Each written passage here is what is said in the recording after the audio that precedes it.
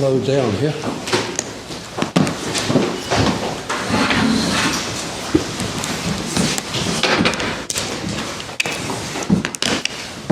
Okay, when you're ready. Well, you showed enough going forward to get something out of that, didn't you? Yeah, I mean, obviously they're good, aren't they? I think it was unfortunate, we had what would have been a wonderful start for us with that early strike from Dennis chalked off offside. I don't know how far offside it was, but we got chalked off. I thought we did well after their 1-0 goal to get back in it to 1-1, but of course the second goal was a blow for us because it came at a time when we weren't actually doing that badly. But I must say, I give credit to the players for their second half performance. They came out at 2-1. They did their level best to get back to 2-2. It led to a 3-1 goal, but still we didn't give up. Still we kept going. Still we kept trying. And we made an exciting last 5 or so minutes of it by scoring that excellent second goal from Musa Sissoko. I'll just ask about the crowd's reaction when Imran Louza went off. Were you a bit surprised about that? I don't know. I mean, fans have got their favourites. I like Louza as well. I think he's a very good player. But we don't know Kiyembe that well, and certainly the people at the club believe that he also is an excellent player, plays in the same position as Louza. 3-1. I thought Imran was looking a little bit tired. We've got 2 games coming up. I thought it was the right moment to give him a rest and let's see what Kiyembe can do for 30 minutes. But, the thing is, the fans will pick players that are their favourites, and they have players, unfortunately, at this club which are obviously not their favourites. And my problem is that the ones that are not their favourites are the ones that are doing the best job for us. Were you disappointed not to get something from that, given the performance? Listen, it's Watford at the bottom of the table against Arsenal. They haven't lost a game since God knows when. Basically speaking, they got about 2 games in hand and they're 1 point behind the top 4 in the country. We always knew that we were going to have to pull out a lot of stops to get something from the game. I don't think I can ask any more from the players than what they gave Watford Football Club and the fans today. I really don't. I think in other circumstances we could have got something from the game quite simply because the 2 goals we conceded, unfortunately, were not. But the second and third goal, they weren't good goals to concede, that's for sure. They came from quite clear technical mistakes. But technical mistakes are part of the game. We understand that. And you don't criticise your players for making a technical mistake. But under other circumstances, we might not have made those mistakes and we might not have conceded those goals. Just been speaking to Mikel, and they thought that we made life very difficult for them today. And I'm pleased to see that someone else in football has the same impression about the game as I had. I thought we made life very difficult for them, but we did come up against probably a bigger number than we have at the moment. And I can't ask any more, I think, of the players as a manager than what they gave me and the club today. A word on Cucho Hernandez's goal. It's a shame that ultimately was a real consequence. It was a very good move. That's the thing, it wasn't just a good goal, it was a very good move that set it up, and we had a few of those moves I thought today. I thought some of our attacking moves and intentions today were actually quite good. I mean, Kiko got in the second half and played a ball across the 6-yard box, which I was pretty sure we were going to score from. I thought that Dennis's shot in the first half, when we got the ball to his feet in the penalty area after another good move, and he shimmied and got a good left foot shot in, which Ramsdale made a good save. So I thought that the goal chances we created were often the result of some pretty good attacking movement and football.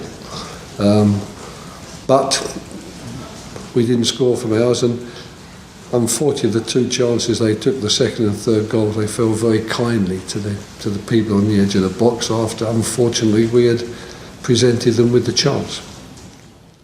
Roy, how do you assess your chances of staying up with 11 games to go? I don't know what you want me to say. I mean, I've got to say, quite frankly, that it always stupefies me the people know football, you follow football, you know what Arsenal are, you know how good they are. It stupefies me to think that people believe, quite frankly, that you're going to start your revival by comfortably beating the Arsenal. I know in football that's not going to happen, and you've got to work very hard to keep in the game as we did. But we've got games against teams much closer in the table than us, than Manchester United and Arsenal.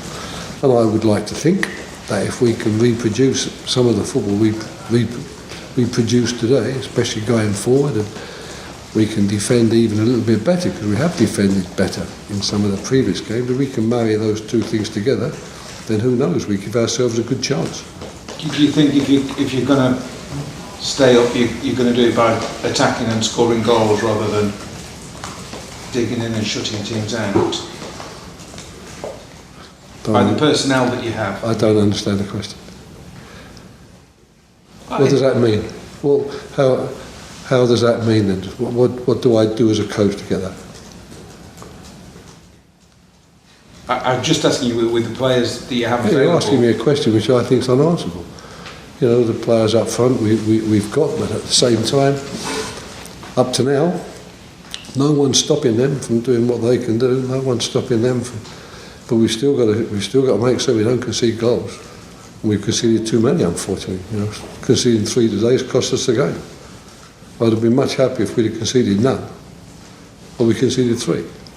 But you know, you're coming from an angle, unfortunately, as a football coach, I don't understand. It's a dream-like scenario where you either defend or you attack. Whereas in my world, it's always been both. You've got to defend well, not let goals in, and you've got to attack one and score it. Roy, is it almost a blessing that as it stands you're not due to be back here for another month, given that your recent run it's just been amazing? Is it becoming a psychological hurdle? Maybe, I don't know. I don't think that way. No, I'd like to think that the fans are going to help us. But you might tell me, well, that's naive. The fans won't help you because you're not winning enough. But I'll keep believing they will. I'll keep believing they'll have the same sort of faith that Ray and I have got, that we can help this team and make them better, and that with any luck they'll get out of the situation. And that's where we are. But of course we don't control the fans and what they think or what they want or how much support they want to give. But I'd like to think they will want to continue supporting us and continue helping us in our fight to stay in the league, because one thing that I would be very surprised, as an accusation that could be levelled against us today, was you didn't try hard enough or you didn't want to do well enough. You surrendered, because I didn't see that. But then of course you see things differently perhaps. Roy, if I can just ask about missing Sarr and missing King, the performance of João Pedro and Cucho in that front three was encouraging. It sort of, I don't think we did miss them, Adam, because I don't know that those two could have done any better. Yeah. That's the bottom line. We didn't lose the game because there was no Sarr or no King, because both Cucho and João Pedro did a very good job. We lost the game quite simply because they punished us for 1 or 2 mistakes we made in and around our penalty area, and in particular the crossfield ball that went out of play and then the quick throw in that we didn't adjust to. Whereas we weren't able, unfortunately, to get similar chances against them. However, we did create chances against them, there's no doubt about that, and João Pedro and Cucho were very much a part of that.